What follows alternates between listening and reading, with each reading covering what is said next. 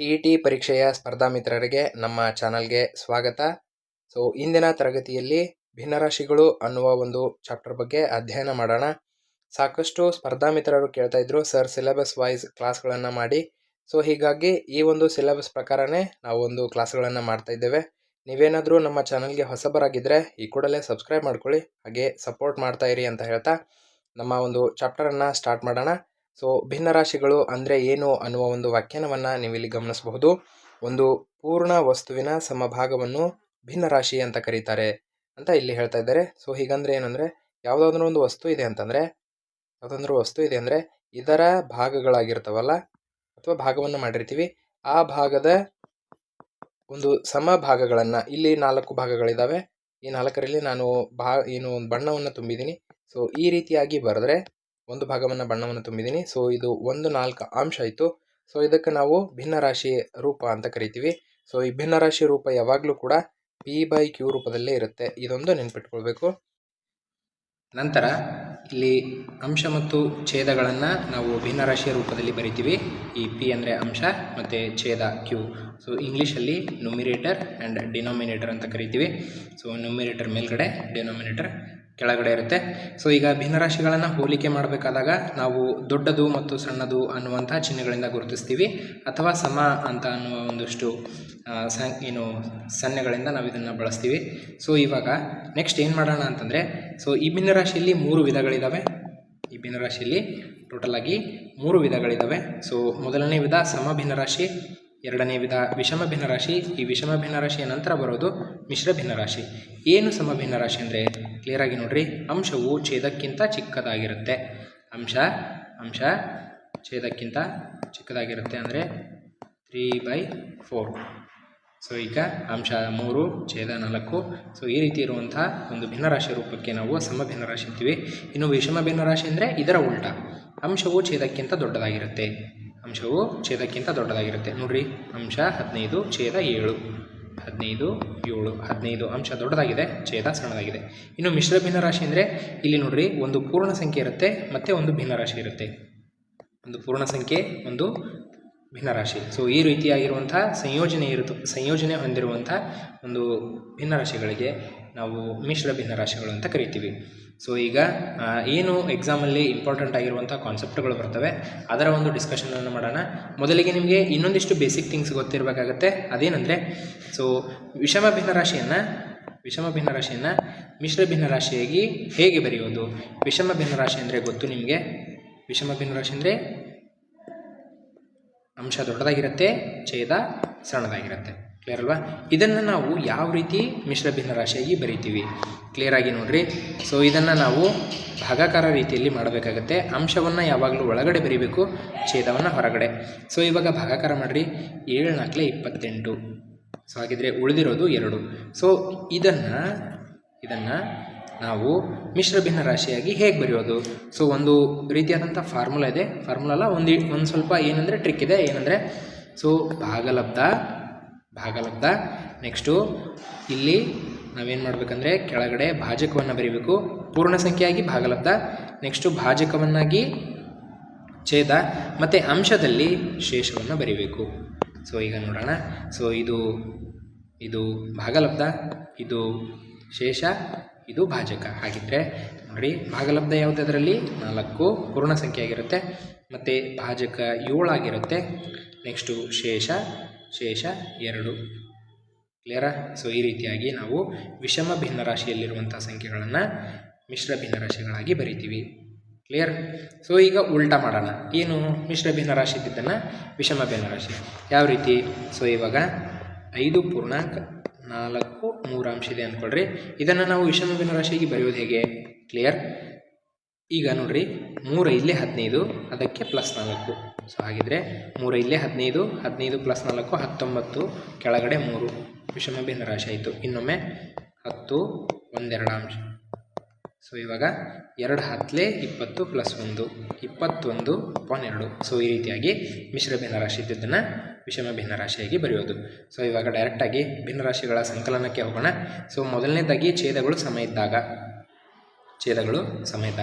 ಛೇದಗಳ ಸಮ ಅಂದರೆ ಯಾವ ರೀತಿ ನೋಡ್ರಿ, 3/2 ಪ್ಲಸ್ ಯಾಕೆ ಸಂಕಲನ. ನೆಕ್ಸ್ಟು 4/2. ಸೊ ಇವಾಗ ಇದರ ಆನ್ಸರ್ ಏನು ಅಂದರೆ ನೋಡಿರಿ, ಛೇದಗಳು ಸಮ ಇದ್ದಾವೆ, ಇಲ್ಲಿ 2 ಇದೆ, ಇಲ್ಲಿ 2 ಇದೆ. ಸೊ ಇವಾಗ ಏನು ಮಾಡೋಣ ಅಂದರೆ ಒಂದೇ ಛೇದವನ್ನು ತೆಗೆದುಕೊಳ್ಬೇಕು, ಇದು ರೂಲ್. ಹಾಗಿದ್ರೆ 3 + 4 ಅಂಶಗಳನ್ನು ಕೂಡಿಸ್ಬಿಡಿ, ಆನ್ಸರ್ ಬರುತ್ತೆ. ಕ್ಲಿಯರಾ? ಸೊ ಛೇದಗಳು ಸಮ ಇದ್ದಾಗ ಒಂದು ಛೇದವನ್ನು ತೆಗೆದುಕೊಳ್ತೀವಿ, ಅದಾದಮೇಲೆ 2 ಅಂಶಗಳನ್ನು ಕೂಡಿಸಿದ್ರೆ ಆನ್ಸರ್ ಬಂತು. ಇನ್ನೊಮ್ಮೆ ನೋಡೋಣ. 10/15 ಮಾಡಿರಿ, ಪ್ಲಸ್ 4/15 ಈ ರೀತಿ ಇದೆ ಅಂದ್ಕೊಡ್ರಿ. ಇವಾಗ 2 ಛೇದಗಳು ಸಮ ಇದ್ದಾವೆ, 15. 10 + 4 14 ಮುಗೀತು. ಕ್ಲಿಯರಾ? ಸೊ ಈ ರೀತಿ ಇಲ್ಲಿಗೆ ಆನ್ಸರ್ ಫೈನಲ್. ಓಕೆನಾ? ನೋಡ್ರಿ, ಇದು ಯಾವಾಗ ಛೇದಗಳು ಸಮ ಇದ್ದಾಗ. ಸೊ ಇದೇ ರೀತಿ ವ್ಯವಕಲನ ಮಾಡ್ಬೋದಾ? ನೋಡ್ರಿ, 3/2 - 1/2.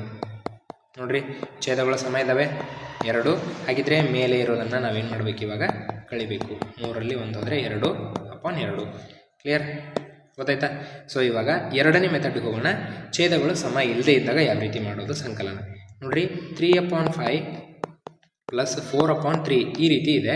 ಇಲ್ಲಿ ನೋಡ್ರಿ, ಛೇದಗಳು ಸಮ ಇಲ್ಲ. ನೋಡಿದ್ರೆ ಗೊತ್ತಾಗುತ್ತೆ, ಇಲ್ಲಿ 5 ಇದೆ, ಇಲ್ಲಿ 3 ಇದೆ. ನೋಡಿದ್ರೆ ಗೊತ್ತಾಗುತ್ತೆ. ಹಾಗಿದ್ರೆ ಏನು ಮಾಡೋದು? ಮೊದಲನೇ ಮೆಥಡನ್ನು ಹೇಳ್ಕೊಡ್ತೀನಿ ನಿಮಗೆ. ಏನು ಮಾಡಬೇಕಂದ್ರೆ 2 ಛೇದಗಳ ಲಸಾವನ್ನು ತೆಗೆದುಕೊಡ್ರಿ. ಇದು ಆಲ್ರೆಡಿ ಗೊತ್ತಿರುತ್ತೆ, ಬಟ್ ನಾನೊಮ್ಮೆ ರಿಪಿಟೇಷನ್ ಮಾಡ್ತಾ ಇದ್ದೀನಿ. 5 5 1 5 3 ಹೋಗಲ್ಲ. ನೆಕ್ಸ್ಟ್ 3 ತೊಗೊತೀನಿ, 3 1 3. ಹಾಗಿದ್ರೆ ಇವೆರಡರ ಲಸ 15. ಇವೆರಡರ ಲಸ 15.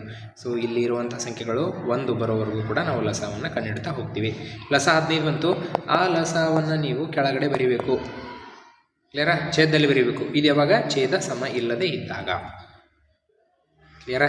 ಈಗ ಏನು ಮಾಡಬೇಕಂದ್ರೆ ನೋಡ್ರಿ, ಸೊ 5 ಎಷ್ಟಲೇ 15, 5 3ಲೇ 15 ಮೇಲ್ಗಡೆ ಬರೀಬೇಕು. ಈಗ 3 5 15. ಸೊ ಉಲ್ಟಾ.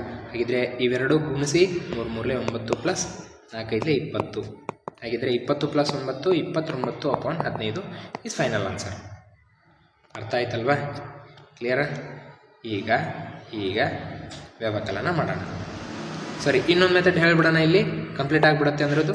ಸೊ ಈಗ ಎರಡನೇ ಮೆಥಡ್ ಏನು ಅಂತಂದರೆ, ಸೊ ಈಗ ಬರ್ಕೊಳ್ಳೋಣ ಕ್ವಶನ್. ಅದೇ ಕ್ವಶನ್ 3/5 + 4/3. ಇದು ಫಾಸ್ಟಾಗಿ ವರ್ಕ್ ಆಗುತ್ತೆ, ಲಸ ಕಂಡುಹಿಡಿಯುವಂಥ ಅವಶ್ಯಕತೆ ಇರೋದಿಲ್ಲ. ಇದರಲ್ಲಿ 3 ಸ್ಟೆಪ್ ಬರುತ್ತೆ. ಮೊದಲನೇ ಸ್ಟೆಪ್ ಏನಂದರೆ ಇವೆರಡನ್ನು ಗುಣಿಸಬೇಕು, ಅಂದರೆ ಛೇದಗಳನ್ನು ಗುಣಿಸಿ. ನೋಡಿರಿ, 5 3 15. ಮೊದಲನೇ ಸ್ಟೆಪ್ ಕಂಪ್ಲೀಟ್. ಸೆಕೆಂಡ್ ಆಪ್ಷನ್ ಏನಂದರೆ ಈ ಛೇದವನ್ನು ಒಯ್ದು 3ಕ್ಕೆ ಗುಣಿಸಿ. ಹಾಗಿದ್ರೆ 3 3 9 ಪ್ಲಸ್ ಈ ನೆಕ್ಸ್ಟ್ ಸ್ಟೆಪ್ ಥರ್ಡ್ ಸ್ಟೆಪ್ ಏನಂದರೆ ಈ ಛೇದವನ್ನು ಇದಕ್ಕೆ ಗುಣಿಸಿ. 5 4 20. ನೋಡಿರಿ, 20ಕ್ಕೆ 9 ಸೇರಿಸಿದ್ರೆ 29/15.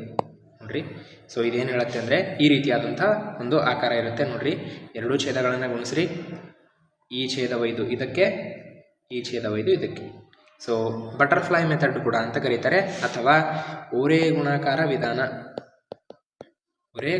ವಿಧಾನ. ಇದು ಹೆಚ್ಚಾಗಿ ಕಂಡುಬರುತ್ತೆ ಲಸ ಮತ್ತು ಮಸಕ್ಕಿಂತ. ಅರ್ಥ ಆಯ್ತಾ? ಇವಾಗ ವ್ಯವಕಲನ ಮಾಡೋಣ. 3/2 - 1/2 ಬೇಡ, ಬೇರೆ ತೊಗೊಳ್ಳೋಣ. ಯಾಕಂದರೆ ಛೇದಗಳ ಸಮ ಇರಬಾರ್ದಲ್ಲ. 1/3 ತೊಗೊಳ್ಳೋಣ. ಇವಾಗ ನೋಡಿರಿ, ಸೊ ಲಸ ತೊಗೊಂಡ್ರು ಮಾಡೋಣ. ಫಸ್ಟ್ ಲಸ ತೊಗೊಂಡು ಮಾಡೋಣ. 2 3. 2 1 2, 3 ಹೋಗಲ್ಲ, ಹಾಗೆ ಇಡ್ತೀವಿ. 3 3 1 3. ಹಾಗಿದ್ರೆ 2 3 6 ಬಂತು. ಇವಾಗ 2 3 6, 3 2 6. ಹಾಗಿದ್ರೆ 3 3 9 ಮೈನಸ್ 1 2 2. ಹಾಗಿದ್ರೆ ಫೈನಲ್ ಆನ್ಸರ್ ಈಸ್ 7/6. ಸೊ ಈಗ ಒರೆ ಗುಣಾಕಾರ ಮಾಡೋಣ. ಎರಡನೇ ಮೆಥಡ್ 3/2 - 1/3. ಇವೆರಡನ್ನು ಗುಣಿಸಿ 6 ಬಂತು. ಇದನ್ನು ಇದಕ್ಕೆ ಗುಣಿಸಿ 9. ಇದನ್ನು ಇದಕ್ಕೆ ಗುಣಿಸಿ -2 1 2. 9ರಲ್ಲಿ 2 ಹೋದರೆ 7/6. ನೋಡಿ, ಎರಡೂ ಮೆಥಡಲ್ಲೂ ಕೂಡ ನಾನು ತಿಳಿಸಿದ್ದೀನಿ. ಲಸ ಮೆಥಡ್ ಆ್ಯಂಡ್ ಒರೆ ಗುಣಾಕಾರ ಅಥವಾ ಬಟರ್ಫ್ಲೈ ಅಂತ ಕರಿತೀವಿ. ಇನ್ನು ಗುಣಾಕಾರ ತುಂಬ ಈಸಿಯಾಗಿರುವಂಥ ಸ್ಟೆಪ್ ಅಂದರೆ ಅಥವಾ ಏನು ಕಾನ್ಸೆಪ್ಟ್ ಅಂದರೆ ಗುಣಾಕಾರ ಕಾನ್ಸೆಪ್ಟ್ ಭಾಳ ಸಿಂಪಲ್ಲಾಗಿರುತ್ತೆ.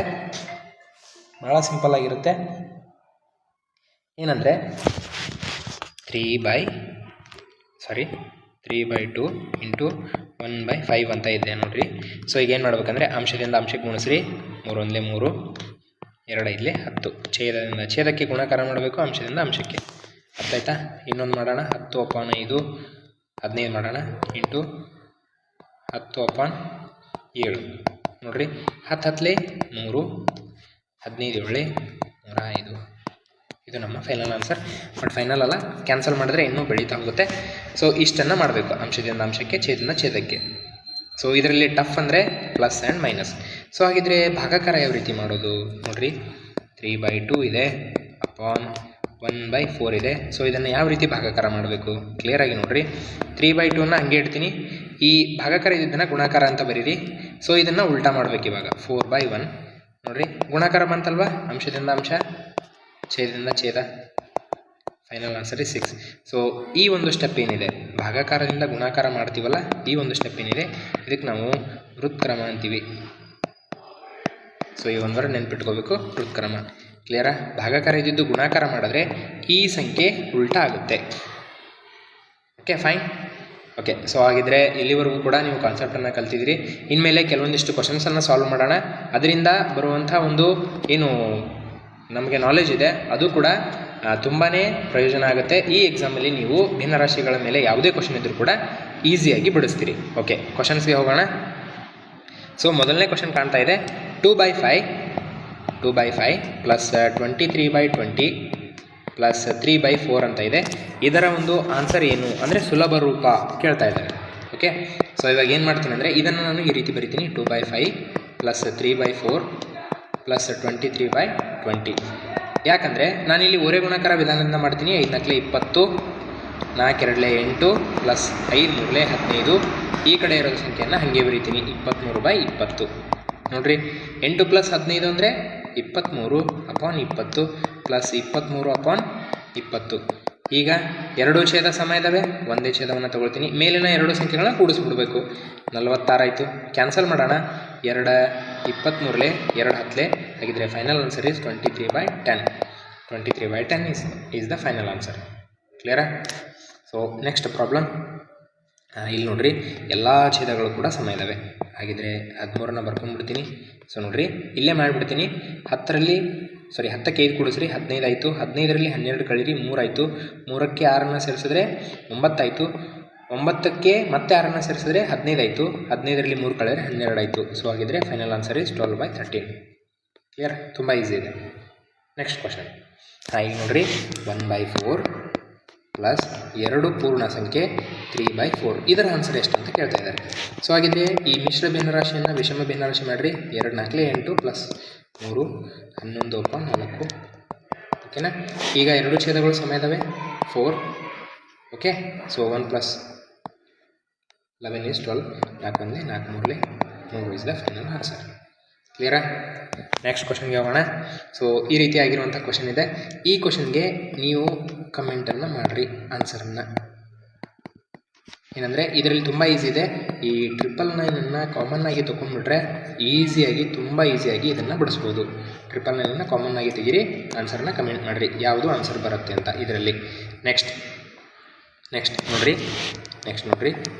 ಈಗ 10ರ 1/4 ಅಂಶ ಇಷ್ಟು ಮೀಟರ್ನ ತಂತಿಯಲ್ಲಿ, ಉದ್ದದ ತಂತಿಯಲ್ಲಿ 5.5 ಮೀಟರ್ ಉದ್ದದ ತಂತಿಯನ್ನು ಕತ್ತರಿಸಿದ್ದಾರೆ. ಹಾಗಿದ್ರೆ ಕತ್ತರಿಸಿದಂದರೆ ಮೈನಸ್, ಕಳೆದಿದ್ದಾರೆ. ಇಷ್ಟು ಕಳೆದ್ರೆ ಉಳಿದಿರುವಂಥದ್ದು ಎಷ್ಟು ಕೇಳ್ತಾ ಇದ್ದಾನೆ. ಸೊ ಮೈನಸ್ ಮಾಡಬೇಕಿಲ್ಲಿ, ಮೈನಸ್ ಮಾಡಬೇಕು. ಇದನ್ನು ಪೂರ್ಣ ಸಂಖ್ಯೆ ಕನ್ವರ್ಟ್ ಮಾಡಿರಿ, ಅಂದರೆ ವಿಷಮ ಭಿನ್ನರಾಶಿಗೆ ಮಾಡಿರಿ. 4 10 40, 41/4 ಮೈನಸ್ 5 2 10, 10 1 11/2 ಎಷ್ಟು ಬರುತ್ತೆ ಆನ್ಸರ್ ಅಂತ ಕೇಳ್ತಾ ಇದ್ದಾರೆ. ಸೊ ಈಗ ನೆಕ್ಸ್ಟ್. ಸೊ ಇಲ್ಲಿ ನೋಡಿರಿ, ಇವೆರಡರ ಒಂದು ಲಸಾವನ್ನು ನೋಡಿದ್ರೆ, ಅಥವಾ ಒರೆ ಗುಣಾಕಾರ ಮಾಡಿಬಿಡ್ರಿ. Final 4 2 8, 2 41 82 minus 4 11 44. ಓಕೆ, ಸೊ ಇವಾಗ 82ರಲ್ಲಿ 44ನ್ನು ಕಳೆದ್ರೆ ನಿಮಗೆ ಉಳಿಯುವಂಥ ಆನ್ಸರ್ 38/8. ಇದನ್ನು ನೀವು ಕ್ಯಾನ್ಸಲ್ ಮಾಡಿರಿ. 2 19 38, 2 4 ಹಾಗಿದ್ರೆ 19/4 ಬಂತು. ಇದು ನಮ್ಮ ಆಪ್ಷನಲ್ಲಿ ಇಲ್ಲ, ನಮಗೆ ಗೊತ್ತು. ಭಾಗಾಕಾರ ಮಾಡೋಣ. 4 4 16 ಎಷ್ಟು ಉಳಿತು ಹೇಳ್ರಿ? ಇವಾಗ 3 ಉಳಿತು. ಸೊ ಹೋಗಿ ನಮಗೆ ಗೊತ್ತಿದೆ ಭಾಗಲಬ್ಧ ಭಾಜಕ 3 ಶೇಷ. ಹಾಗಿದ್ರೆ 4 ಪೂರ್ಣ 3/4 ಅಂಶ. ಇದು ನಮ್ಮ ಫೈನಲ್ ಆನ್ಸರ್. ಓಕೆನಾ? So next. ಸೊ ನೋಡಿರಿ, ಒಂದು ಶಾಲೆಯಲ್ಲಿ 3/5 ಭಾಗ ಗಂಡು ಮಕ್ಕಳಿದ್ದಾರೆ. ಹಾಗಿದ್ರೆ ಶಾಲೆಯ ಒಟ್ಟು ಮಕ್ಕಳ ಸಂಖ್ಯೆ 265. ಒಟ್ಟು ಮಕ್ಕಳ ಸಂಖ್ಯೆ 265. ಅದರಲ್ಲಿ ಗಂಡು ಮಕ್ಕಳು 3/5 ಇದ್ದಾರೆ ಅಂದರೆ ಟೋಟಲ್ ಆಗಿ 5 ಭಾಗ ಅಂದರೆ ಅದರಲ್ಲಿ 3 ಭಾಗ ಗಂಡು ಮಕ್ಕಳಿದ್ದಾರೆ ಅಂದರೆ ಹೆಣ್ಮಕ್ಳು ಎಷ್ಟಿದ್ದಾರೆ ಹೇಳ್ರಿ 2 ಭಾಗ ಇದ್ದಾರೆ. ಇದರ ಒಂದು ನಾವು ಭಾಗವನ್ನು 265ರಲ್ಲಿ ಕಂಡು ಹಿಡ್ಕೋಬೇಕು. 5 1 5 4 ಸಾರಿ 5 5 25 5 5 25 1 ಉಳಿತು 5 3 15 ಹಾಗಿದ್ರೆ 53 106 ಜನ ಏನಿದ್ದಾರೆ ಹೇಳ್ರಿ ಇದರಲ್ಲಿ ಹುಡುಗಿರು ಇದ್ದಾರೆ, ಹೆಣ್ಮಕ್ಳಿದ್ದಾರೆ. ಓಕೆನಾ, ಫೈನಲ್ ತಿಳಿತಾ? ನೆಕ್ಸ್ಟ್ ಕ್ವಶನ್ಗೆ ಹೋಗೋಣ. ಸೇಮ್ ಇದು 32 ರೂಪಾಯಲ್ಲಿ 3/4 ಅವ್ರು ಏನು ಮಾಡ್ತಾ ಇದ್ದಾರೆ, ಉಳಿತಾಯ ಮಾಡ್ತಾ ಇದ್ದಾರೆ. ಸೊ ಹಾಗಿದ್ರೆ ಖರ್ಚು ಎಷ್ಟು ಮಾಡ್ತಾ ಇದ್ದಾರೆ ಹೇಳ್ರಿ ನೋಡಿರಿ. ಟೋಟಲ್ ಆಗಿ 4 ಭಾಗ ಅಂದರೆ ಒಂದು ಭಾಗದಷ್ಟು ಮಾತ್ರ ಖರ್ಚು ಮಾಡ್ತಾ ಇದ್ದಾರೆ. ಹಾಗಿದ್ರೆ 32ರ 1 ಅಂದರೆ ನೋಡಿರಿ 4 8 1 8. ಓಕೆ, ಸೊ ಹಾಗಿದ್ರೆ ಖರ್ಚು ಎಷ್ಟು ಮಾಡಿದ್ದಾರೆ ಅವರು? ಕೇವಲ 8 ರೂಪಾಯಿ ಮಾಡಿದ್ದಾರೆ. ಓಕೆನಾ, ಸೊ ಇದರ ಒಂದು ಆನ್ಸರನ್ನು ಕೂಡ ಕಮೆಂಟ್ ಮಾಡಿ ತಿಳಿಸ್ರಿ. ಓಕೆನಾ, ಸೊ ಇದನ್ನು 99 ಸೊ ಈ ರೀತಿ ಇದೆ ಅಲ್ವಾ, ಈ ರೀತಿ ಇದೆ. ಸೊ ಇಲ್ಲಿ ಮಿಶ್ರ ಭಿನ್ನರಾಶಿಯಾಗಿರೋದನ್ನು ವಿಷಮ ಭಿನ್ನರಾಶಿಯಾಗಿ ಕನ್ವರ್ಟ್ ಮಾಡಿಕೊಡ್ರಿ. ಅದಾದಮೇಲೆ ಈ 99 ಜೊತೆ ಗುಣಿಸಿ ನಿಮ್ಮ ಫೈನಲ್ ಆನ್ಸರ್ ಸಿಗುತ್ತೆ. ಓಕೆನಾ, so next question. So next ಕ್ವಶನನ್ನು ನೋಡಿರಿ.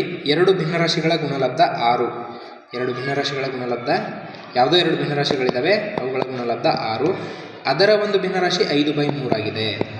ಹಾಗಿದ್ರೆ ಎರಡನೇ ಭಿನ್ನರಾಶಿ ಎಷ್ಟು ಅಂತ ಕೇಳ್ತಾ ಇದ್ದಾರೆ. So x = 6. ಇದನ್ನು ಈ ಕಡೆ ಕಳಿಸ್ರಿ, 3/5 ಆಗುತ್ತೆ. ಓಕೆನಾ, 6 3 18/5. ಸೊ ಇದು ಆಪ್ಷನಲ್ಲಿಲ್ಲ. ಸೊ ಇದನ್ನು ನಾವು ಯಾವ ರೀತಿ ಬಿಡಿಸ್ಬೇಕು ಇವಾಗ ಗೊತ್ತಿದೆ ನಮಗೆ. ವಿಷಮ ಭಿನ್ನರಾಶಿನ ಮಿಶ್ರ ಭಿನ್ನರಾಶಿ ಯಾವ ರೀತಿ? ಭಾಗಲಬ್ಧ, ನೆಕ್ಸ್ಟ್ ಅದಾದಮೇಲೆ ಶೇಷ, ಅದಾದಮೇಲೆ ಭಾಜಕ. ಜರ ಓಕೆ, 5 18 5 3 15 ಕೆಳಗಡೆ 3 ಉಳಿಯುತ್ತೆ. ಹಾಗಿದ್ರೆ ನೋಡ್ರಿ, ಇದು ಶೇಷ, ಇದು ಭಾಜಕ, ಸಾರಿ ಇದು ಭಾಗಲಬ್ಧ, ಇದು ಭಾಜಕ. ಸೊ ಹಾಗಿದ್ರೆ ಭಾಗಲಬ್ಧ, ಭಾಜಕ, ಶೇಷ ಇದೇನು ಆಪ್ಷನಲ್ಲಿ? ಇದಿದೆ. ಓಕೆ, ಸರಿ. ಇನ್ನೊಂದು ಕ್ವಶನ್ ಕೂಡ ನಿಮಗೆ ತೋರಿಸ್ತಾ ಇದ್ದೀನಿ. ಈ ಕ್ವಶನನ್ನು ಕೂಡ ನೀವು ಕಮೆಂಟ್ ಮೂಲಕ ತಿಳಿಸ್ರಿ ಅಥವಾ ಪ್ರಾಕ್ಟೀಸ್ ಮಾಡಿರಿ. ಓಕೆನಾ, ಸೊ ಇದನ್ನು ಕೂಡ ತುಂಬ ಈಸಿಯಾಗಿ ಬಿಡಿಸ್ಬೋದು. ಸೊ ಇಲ್ಲಿ ಹೆಚ್ಚಿಗೆ ಕ್ವಶನ್ಸನ್ನು ನಿಮಗೆ ಕೊಡ್ತಾ ಇದ್ದೀನಿ, ಯಾಕಂದರೆ ಪ್ರಾಕ್ಟೀಸ್ ಮಾಡಿದಷ್ಟು ತುಂಬ ಈಸಿ ಆಗುತ್ತೆ. ತಿಳಿದೇ ಇದ್ದರೆ ಕಮೆಂಟ್ ಮೂಲಕ ತಿಳಿಸಿ, ಅಲ್ಲಿ ನಿಮಗೆ ಕಂಪ್ಲೀಟ್ ಆದಂಥ ಮಾಹಿತಿಯನ್ನು ನಿಮಗೆ ಕೊಡ್ತೀನಿ. ಓಕೆನಾ, ಇನ್ನು ನಮ್ಮ ಚಾನಲ್ಗೆ ಇನ್ನೂ ಕೂಡ ಯಾರು ಸಬ್ಸ್ಕ್ರೈಬ್ ಮಾಡ್ಕೊಳ್ಳಿದ್ರೆ ದಯವಿಟ್ಟು ಸಬ್ಸ್ಕ್ರೈಬ್ ಮಾಡ್ಕೊಳ್ಳಿ. ವಿಡಿಯೋವನ್ನು ನೋಡಿದ ನಿಮಗೆಲ್ಲರಿಗೂ ತುಂಬ ಧನ್ಯವಾದಗಳು. Thank you.